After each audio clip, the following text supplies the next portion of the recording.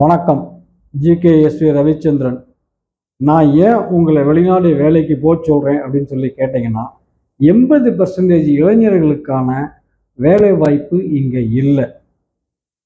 இதை நீங்கள் புரிஞ்சுக்கணும். ரெண்டாவது நீங்கள் என்ன பண்ணுறீங்கன்னு சொல்லி கேட்டிங்கன்னா, உங்களுக்கு தற்காலிகமான ஒரு பணப்புழக்கம் உங்கள்கிட்ட ஏற்பட்டு போயிடுச்சு. ஸோ அதனால் ஒரு வேலையோட அருமை உங்களுக்கு என்னன்னே தெரியல. ஸோ தற்காலிக பணப்புழக்கம் உங்கள்கிட்ட ஏற்படும்போது அது போதும் அப்படின்னு சொல்லி இந்த சூழ்நிலை இன்னைக்கு அப்படின்னு சொல்லிட்டு நீங்கள் செக் பண்ணிவிட்டு அப்படியே போயிட்டுருக்கிறீங்க. ஆனால் சைடில் என்ன பண்ணுறீங்கன்னு சொல்லி கேட்டிங்கன்னா, இந்த பணப்பற்றாக்குறைக்கு கொஞ்சம் கொஞ்சம் கொஞ்சமாக கடன் வாங்குறீங்க. இந்த கடன் பெருசாக ஆனதுக்கப்புறம் தான் உங்களுக்கு உண்மையான பாதிப்பு என்னன்னு சொல்லி தெரிய வருது. காலம் கடந்து நீங்கள் வேலையை தேடுறீங்க.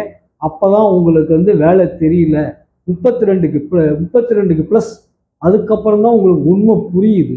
ஸோ சின்ன வயசுலேயே வெளிநாட்டுக்கு கிளம்பிடுங்க, வேலையை கற்றுக்குங்க, செட்டில் ஆகுங்க.